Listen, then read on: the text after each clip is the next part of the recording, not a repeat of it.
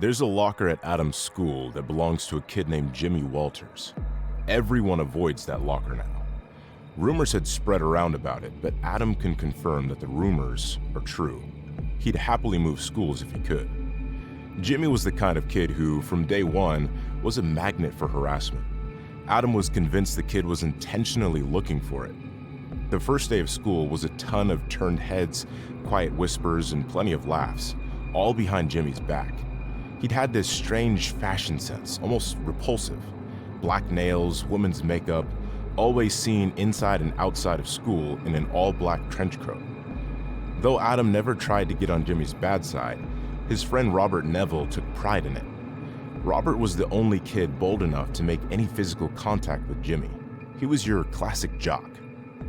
The lights were always on, but nobody was ever home. A prideful kid, always taking things too far, whether to impress the cheerleaders or channel the abuse he was experiencing at home onto people he found vulnerable. While the rest of the school would verbally abuse Jimmy, Robert would take it to the next level. Adam just knew Jimmy had a list. There had to be one, and Robert was at the top. Call it gut feeling, but it was obvious. One day after third period, while kids were going to lunch, Adam had been walking with Robert and some other kids in their group when they passed Jimmy in the hallway. Robert humorously twisted around and followed. Everyone knew what was about to go down. A rumor had recently spread that Jimmy was hiding something in that burly trench coat he'd always worn. Some of the kids said it was a gun or a knife, some said a rat, others saying it was a monkey's paw. Robert told Adam and some of his other buddies he'd give Jimmy a good frisking before lunch.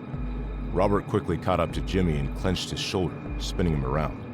"Let's see what's under that nasty rag you wear. Everyone's dying to know."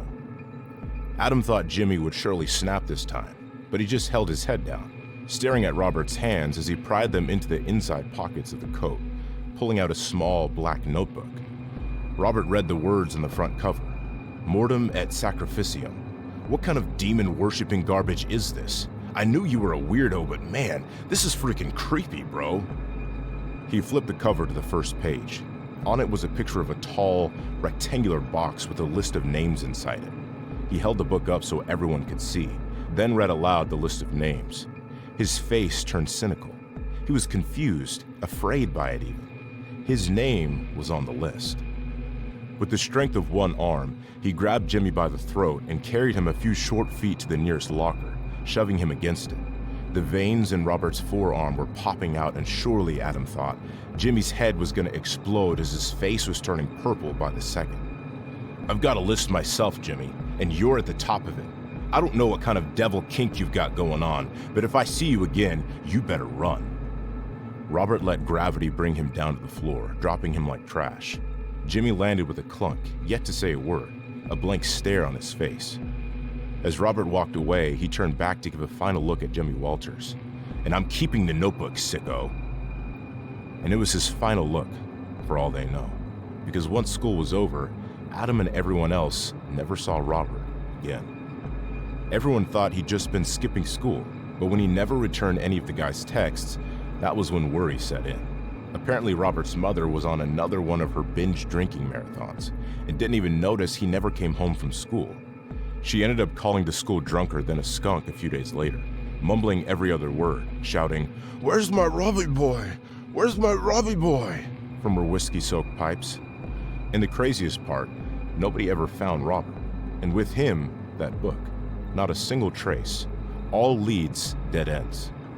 The police stopped looking after a couple weeks. Adam knew it had something to do with Jimmy, but the police questioned him too. He must have had a good alibi because he still walks the halls, his presence ever more ominous to everyone. But Adam knew. Adam couldn't stop thinking about that book and what it meant. Mortem et sacrificium? He looked it up. Translated from Latin to English, it read death and sacrifice. But what about the box with the names, he thought. And he thought hard to no avail. But he was onto something, and he wouldn't stop until he figured it out. They were playing basketball in the gym, a little 3-on-3. They took a break and sat on the bleachers to catch their breath and get some water when someone brought up the book. "You think Jimmy has the book?" one of them said. Adam didn't think so. Robert had taken it with him the last day they ever saw him, but then he thought again. If Jimmy had anything to do with Robert's disappearance, then surely he'd taken it back. Everyone agreed, though nobody truly knew. Adam had been thinking on this question for a while, so he spitballed it to the guys. Anyone know why he wrote the names in a box? Like, wouldn't he just write a list? Everyone sat quiet for a moment, thinking. Maybe he buries them or something, someone said. Some of the guys started laughing, and then came another intrusive thought. Or maybe he puts them in his closet, makes love to them. That got another good laugh, but that's when it all clicked for Adam. Guys, seriously, have they checked Jimmy's locker? Nobody had a clue, but Adam ran with it. What if Robert's in his locker? What if that's what the box means? It's shaped like one, it makes sense. But if Robert went missing a few weeks ago, wouldn't the locker have been stinking up the place by now? His corpse rotting and decaying into a pile of bones? They all thought about it for a moment with another brief period of silence. There was only one way to find out.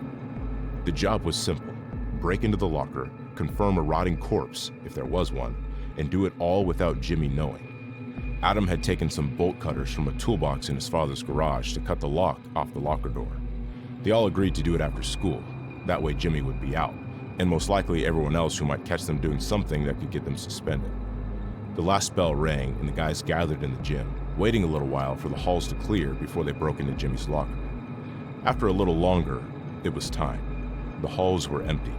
What usually would be a loud echo chamber of hormone-filled young adults was now a ghost town. They made their way through the halls until finally, there it was, Jimmy's locker. On it was a sticker of Marilyn Manson with his tongue sticking out. Above it, a sign stating, "Keep out," in bold font type. Too bad, Adam thought. One of the guys put his hands against the face of the locker door, quickly pulling back and hissing from the chilling cold of its surface. Others followed in disbelief. Adam finally placed his hand on it, and a jolt of shock ran up his forearm into his shoulder. The locker was ice cold. It must have been below freezing inside. They checked the neighboring lockers, finding them to be room temp. "You think you turned it into a fridge or something? You know, to keep the body frozen?" one of them said. It was far-fetched, and it'd be hard to cover up freezing a dead body in the middle of a school. But who knows? Jimmy was a weird kid, and they wouldn't put it past him, though. Fingers crossed, they'd hope to be wrong. Adam pushed aside one of the guys and took the bolt cutters to the lock. The lock snapped and fell to the floor, the sound of its thump bouncing off the walls all the way down the hall. They'd looked around for a moment. The coast was still clear. Now it was time to find out what Jimmy had been hiding in his locker. Adam stepped away from the locker, giving one of the guys a nod to open the door. The kid's hand shivered from the cold sting of the locker as he was opening it. A chilling steam drifted from the black cavity. They all peered inside.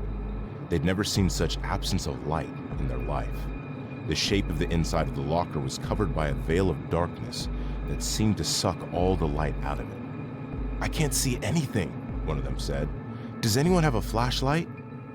One of the guys turned his phone light on and handed it to him. He pointed it inside, but the darkness seemed to suck away that light too. He reached his arm deep into the locker to get a feel for a wall, any object. "There's nothing in here. It's as empty as space," he said, quickly pulling back his arm from the sting of the cold. "I don't like this at all," Adam said.